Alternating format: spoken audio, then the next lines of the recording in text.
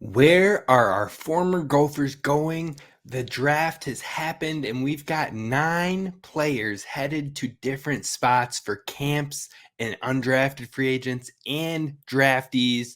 Plus, why did Mo choose the Lions on today's episode of Locked On Golden Gophers? You are Locked On Golden Gophers. No matter what we're going to do here, we're just going to keep rowing. Your daily podcast on the Minnesota Golden Gophers. However it turns out, we're just going to keep rowing. Part of the Locked On Podcast Network. Your team every day. We're just going to keep rowing, and keep rowing.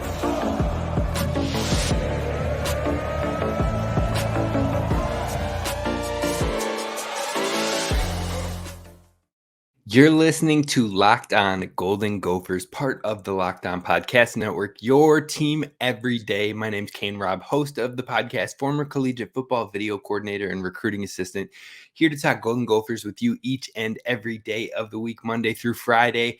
Today, it's a new week for us here at Locked On Golden Gophers, and we're talking some of the draft, a little recap, because we had multiple Gophers headed off to different NFL teams, 3 of them drafted and 6 of them heading to undrafted free agent opportunities. Lots to discuss, lots of different landing spots, and lots of positivity for the Gophers. So let's just jump right in. First, I want to know your immediate thoughts on the Gophers in this draft. Which landing spots did you love? Were you surprised by Mo, or where were you hoping Mo would go? Drop those in the comments below, and be sure to subscribe to the channel so you don't miss any content. Let's talk about all the players that were officially drafted in this NFL draft. The first was John Michael Schmitz. Now, in my opinion, he waited around a lot longer than I expected, than I anticipated, than what a lot of people within the Gophers media, within the some of the scouting perspectives as well, thought he would be probably most likely in that top 40. He tumbles to the 50s, and you know what? It's kind of easily explained once you look at it a little bit more and you look at just how the draft tends to process out. If you have some crazy athletic scores, some crazy relative athletic scores, RAS numbers, it tends to help drive up your draft price eventually as you get closer to the draft. Now, you might go out there, you might stand out all over the Senior Bowl, check. You might show out at your pro day, check. And then you might do well in the interviews, check. But even so, if you aren't the fastest guy out there, which I'm not sure why you'd need to be extremely fast at the offensive line position, but if you're not the fastest guy out there, if you're not throwing up a ton of weight or a ton of reps on the bench press and whatnot, then you're likely going to maybe get passed up by someone that is, even though you might have better production over the course of college, you might have better film out there, you might have even better, like I said, Senior Bowl, Combine, etc. You might have moments that have been better, but if you don't have the top relative athletic score numbers, then you might get passed up. And that's seemingly what happened in this draft. Now, regardless, John Michael Schmitz goes in the second round, and he's going to the Giants, which is an absolute great fit for him, in my opinion. He can jump in as a starter from day one and really contribute for that Giants team. He is great in run blocking, as we've seen, and can clear the way for Mo Ibrahim. And so now he can do that for Saquon Barkley and Eric Gray, who was drafted by the Giants as well. He also is good in the passing game, and he'll help Danny Dimes out for sure. Danny Dimes gets his partner in crime when it comes to the center position. And you know what? John Michael Schmitz is going to be a staple in the NFL for years to come. So we're excited by the landing spot here at Locked On Golden Gophers. We're excited to see what John Michael Schmitz does. And I think overall, it'll be worth the wait because it'll be the right fit for him. This team that was rumored to want him in the first round, and then they end up getting him in the second round. It's a perfect thing for them and great for John Michael overall. Now you move to the other 2 Gophers that got drafted in this one. We're talking Jordan Howden, who went off next in the 5th round for the New Orleans Saints. Again, I think this is a really good spot for Jordan. It's not something where he has to rush in there and get opportunities right away from the jump, but he is able to learn from some veterans. And you know what? He's always been an extremely hardworking guy. He's always been an extremely receptive player and a very understanding player. He learns quickly. He grasps what he needs to, and then he's able to apply it on the field. I think you're going to see that with the Saints as well. I don't think he's going to be a starter in the next year or two because they've kind of got that safety position locked down pat with Tyrann Mathieu and Marcus May back there starting at both safety positions. Now, that being said, I think he does have the flexibility to play either position if they need him to. So if there is any injuries, he's probably one of the first people to get a shot, depending on how quickly he gets up to speed for the Saints. But like I said, he's a sponge. He absorbs information very well. So I think he's going to find great success and great growth with the Saints. Now, it might be 2 years before he gets maybe even a shot at getting a starting opportunity, but you look at guys like that have been in the Big Ten Conference that have done well later on in these 4th, 5th rounds as safeties. I think of Amani Hooker, who had Byard and I'm slipping on the other safety's name that he kind of basically filled in for. He was able to get opportunities on the field in special teams. That was where he kind of kicked it off. Then as he continued to progress, as he continued to get a quicker understanding of the game, play at a faster speed, he started to get more role, get more run behind the other safety. Again, can't think who it is right now. Absolutely blanking. But that other safety had just gotten paid when Amani Hooker came to town. He gave it about 2 years, and then all of a sudden, Amani Hooker is the new starter, pairs really well with Byard. They're running well. They help each other's PFF numbers in sync. Great tandem overall. I think that's a similar type of expectation you can have with Jordan Howden, which isn't a bad thing, and I love the landing spot for him as well. And then we move on to Terrell Smith. He might be able to get some action with the Bears in year one, maybe. They only had one real cornerback last season, so whoever kind of steps up and really shows out throughout training camp, throughout the throughout the summer, and then heading into the preseason, if you can make a name for yourself, show that you're consistent, show that you can keep up with the best of them, you might be able to find some spot minutes, some role opportunities. And again, special teams is going to be huge for these guys as well. So I didn't mention, but I think maybe I did. Terrell Smith to the Bears in the 5th round. Happy with all 3 guys. Excited that all 3 got drafted.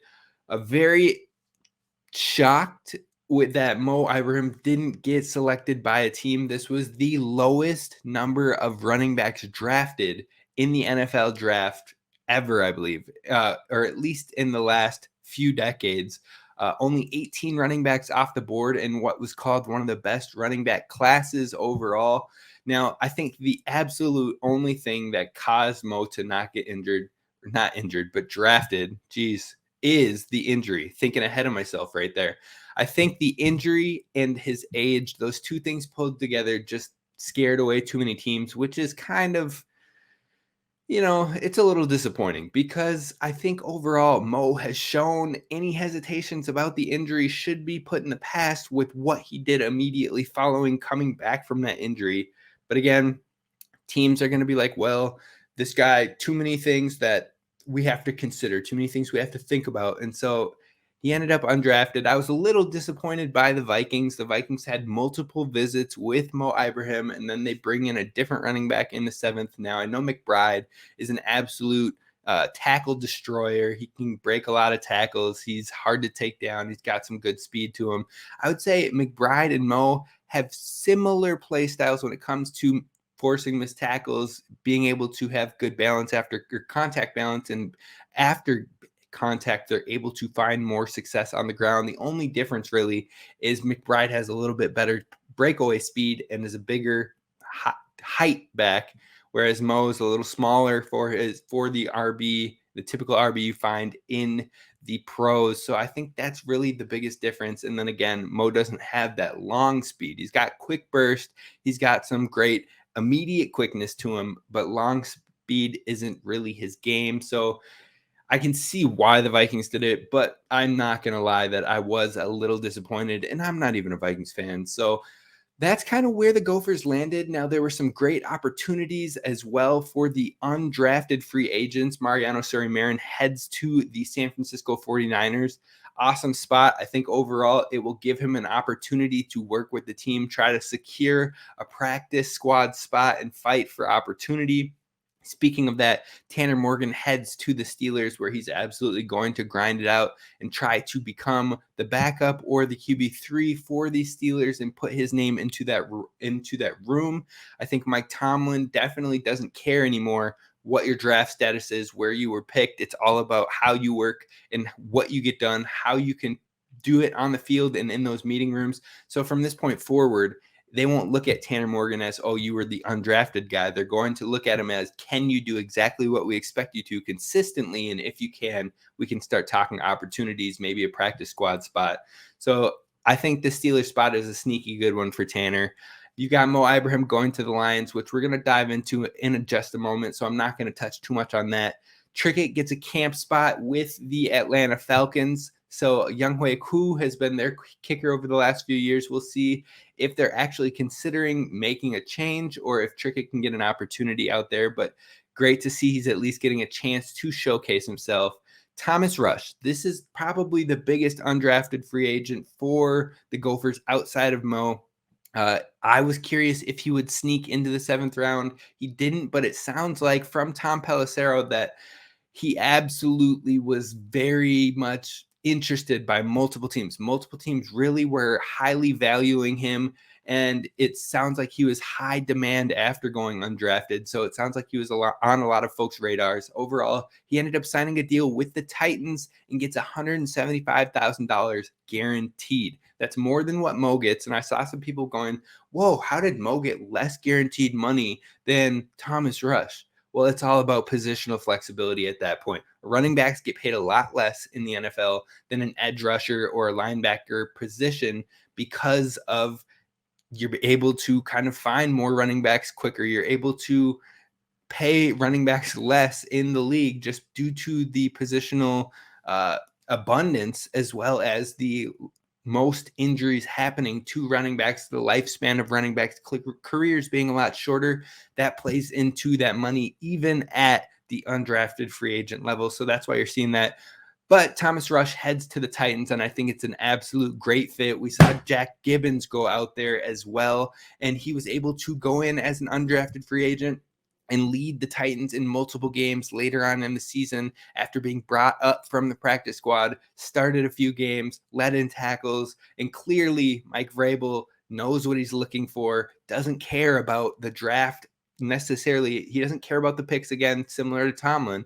Once you're there, whoever shows out gets the opportunities. So I think Thomas Rush landed in a good spot for himself. I'm excited to see all these pro Gophers, but let's talk about why would Mo choose the Lions? That one absolutely had me shook, but I've thought about it, and maybe there's a reason that stands out, and we're going to discuss that coming up next.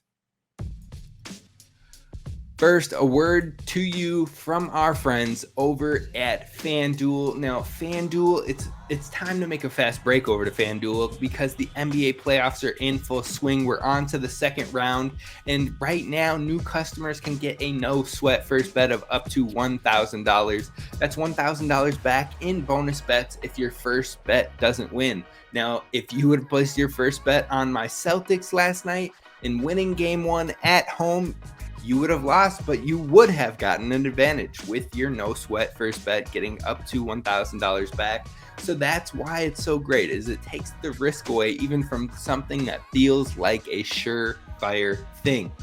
I'm embarrassed that how the Celtics dropped that game, absolutely getting away from defense, absolutely kind of, playing lazy. It was absolutely disappointing, but the playoffs are always great fun and they can be scrappy. So I expect them to come out full forces and trying to get game 2 at home. But you know what? That is why you should head on over to FanDuel and get that no sweat first bet in. There's no place for better playoff action than America's #1 sportsbook. Visit FanDuel.com/lockedon and get that no sweat first bet of up to $1,000. Again, that's FanDuel.com/lockedon. FanDuel, official sports betting partner of the NBA. Now, Gophers fans, thank you so much for listening to Locked On Golden Gophers and making us your first listen when it comes to Gophers Daily Sports. And thank you to all of the everydayers out there that have listened to each and every one of these shows as we move forward. We talked about all these draft guys prior with our friend of the show, John Vogel. And you know what? We got some things wrong. We got some things right. We thought Michael Schmitz would go day one. I called the Giants, which was the right spot, but he ended up going day two. We both had Terrell Smith and Jordan Howden in that kind of range, similar to where they were. I think I said Terrell Smith would be around 4 or 5 and Howden would be around 5, 6. Both of them ended up going in 5. And then I was die hard that Mo would go in the 7th round, maybe even creep up into the late 6th, but it did not happen. But what did happen is Mo was able to go and choose his spot of where to go. And he ended up going to the Detroit Lions. Now, at first, this might seem baffling. It's like, why would he pick the Lions? Why, when they just drafted a first-round running back in this same draft, taking in Jahmyr Gibbs, and then they had another running back who they had valued highly previously in DeAndre Swift, and they let him move on and they trade him for pennies on the dollar. And then they had also just brought in David Montgomery from the Bears, who used to be a starter there, he paid him not massive money, but significant money enough to know he will get opportunity on the field. So why in the world would Mo Ibrahim pick Detroit? I was just as shocked as you when I first saw it. I was like, we have better fits out there. We could have went to the Chargers with Austin Eckler, who might not want to be there. Who else is on that roster? You can maybe sneak your name into the conversation. You look at the Cardinals, James Conner's down there. Maybe you can beat him out. He's kind of getting old, a lot of tread on the tires. And maybe you can go down there and be the RB2 and work your way in, and a handful of others as well. So why the Lions? But then I think back to the system and the style of play and what the Lions are trying to do holistically.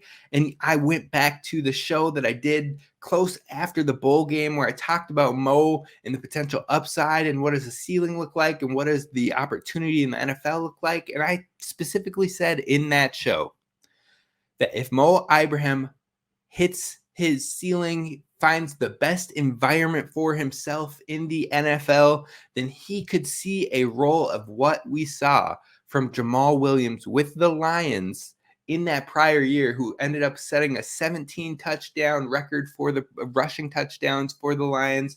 He had a decent amount of rush yards as well. He wasn't the guy, but he was used frequently. And so you look at that and you see that happen, and then you see what they're building, and maybe that intrigued Mo. Maybe that was a deciding factor of, hey, look, I know that they just brought these other things in, but I'm not supposed to be every down back. I'm not expected to be that as an undrafted free agent. But what I can do is find an opportunity where I can get 5 to 8 carries and I can start to show out and earn more and get more opportunities and get myself into better positions. And you know what? Maybe the Lions reached out and said, we see you in this type of role. Look at what we did with Jamal Williams. Jamal Williams went off somewhere else. Now, Jahmyr Gibbs is picked to be our guy like a DeAndre Swift. And you know what? David Montgomery, we're going to find opportunities for him in the long stretch of the field, from the 40 to the 40, from the 30 to the 30. That's where we want him. But Mo, we look at you and we see a red zone guy. We see a guy that once we hit inside that 20s, we're rotating you with Jahmyr Gibbs. We're getting you those opportunities because that play style is your bread and butter. Now, if that's the case, then I absolutely love the fit for Mo with the Lions. If that's the discussions that they're having, I love the fit for Mo. And I am excited to at least see him try to scrap his way through these camps, through the preseason, and hopefully make this roster. But it isn't guaranteed. So I'm excited for Mo. He goes to a division rival. We'll see what happens with it. And you know what?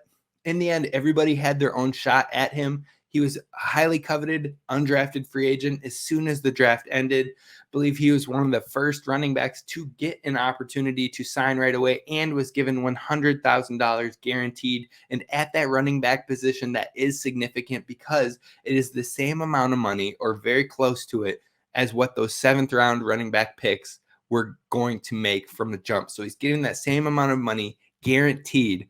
And now he's picking his situation of where he thinks he will be best to be able to contribute. And he's probably not looking to contribute on an every down back because that's not realistic for any undrafted free agent from the jump. Now, has it happened? Sure, we've seen it happen with James Robinson, who was able to kind of run away with it right away. But look at how that value has worn down after 2 seasons of doing damage.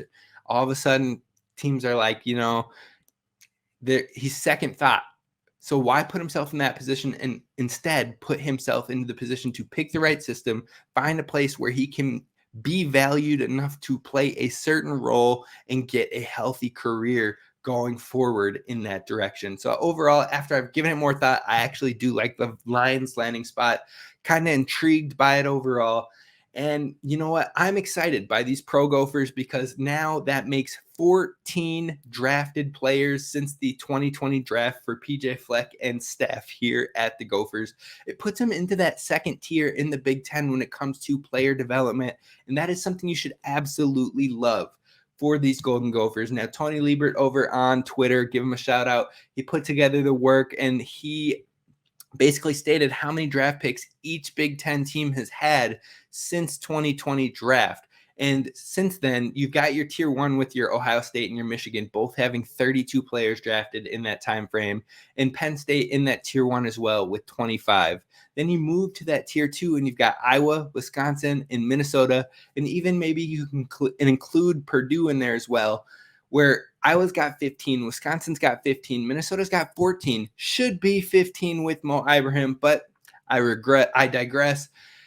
And then Purdue with 12. That's kind of your tier 2, and it's great to see Minnesota work into that caliber and hopefully continue to progress there as well and become more consistent with that player development. But as these guys produce more, as they play their roles more, as undrafted free agents like Jack Gibbons, like Thomas Rush, like Mariano Sori-Marin, like Blaze Andrews, as these guys start to find more opportunities as they get older into their careers, because undrafted free agents aren't expected to do it from the jump. But as you get to year 3, year 2, year 3, maybe even year 4, that's where maybe you have a quick opportunity. You can show out and they're like, okay, we don't care about the draft capital. Come prove you're it. Come do it. You've shown it in camp. You've shown it in the preseason. Let's make it happen. So the Gophers can continue to see more trajectory and success in this department as well. It's an exciting time, and I am excited to see what next year's draft brings for the Minnesota Golden Gophers. Now, to close this one out, we're going to talk about one name that is definitely on the Gophers' radar in this transfer portal, but it's not just the Gophers. The Badgers have entered the conversation as well. And then we have 2 commits already from this transfer portal. We're talking about that to wrap this one up. All right, Gophers fans. So some quick news on what is going on with the Gophers overall. Now, right now, the Gophers have 2 new commits. They have a linebacker who committed in Rowan, and Rowan can play. He was a safety. He can play the linebacker position as well. It seems like they're bringing him in to maybe play that Sam linebacker, give Joey Gerlach a little depth behind him, and that should be an opportunity where he could potentially see opportunities right from the jump. Maybe not in a starting capacity, but he can definitely work his way into a rotation heading into fall camp. And then they brought in a cornerback as well. I don't want to dawdle right now because we're wrapping this one up, but I will jump more into details on that cornerback on tomorrow's show, more in details of what he's done so far and what could be to come for him. But I wanted to wrap this one up with the cornerback that is on the radar of the Gophers heavily, and that is Avante Dickerson. Now, Avante Dickerson was the 8th rated cornerback in the class of 21. The Gophers heavily recruited him then as well, so he has some familiarity with this staff, and that should be a positive for the Gophers as they try to get him. But he ended up committing to Oregon, and he's 2 years out, and now he is back in the portal looking for a new home, and the Gophers clearly have needed some depth at that cornerback position, but with the talent, he could immediately step in and be a big contributor for the Gophers. But, as soon as the Gophers made that first offer to him in the portal and he announced it on Twitter, well, very quickly after, more Big Ten schools followed. So we'll see if those prior relationships and the prior recruiting from Minnesota will help bring Dickerson back to Minnesota. He had initially committed to Minnesota before ending up in Oregon. Now, I think overall he would be a huge get, a fantastic get, and a player that could contribute right from the jump if he does end up making that commitment. And I think that is a big selling point for him. Not only the previous connections that he has had with the staff, but also that there's immediate availability to play important minutes right away as soon as you touch campus.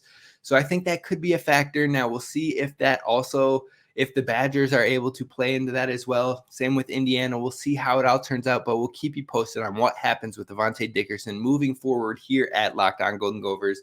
Be sure to subscribe if you listened this far. Thank you for all that you've done. Let me know what your thoughts are from this draft. Were you excited about Mo's landing spot? Were you disappointed? And what was your favorite Gopher spot overall from the guys that ended up in the pros? I want to hear that in the comments below on YouTube, but thank you for your time. We're going to talk again tomorrow. We'll jump in and we're going to dive deep on some more football talk. Later this week, we'll do the future of hockey as well as some more hoops talk. So be sure to hit subscribe so you don't miss any of that. This is Kane Rob signing off. Row the boat, Sky Yuma, go Gophers.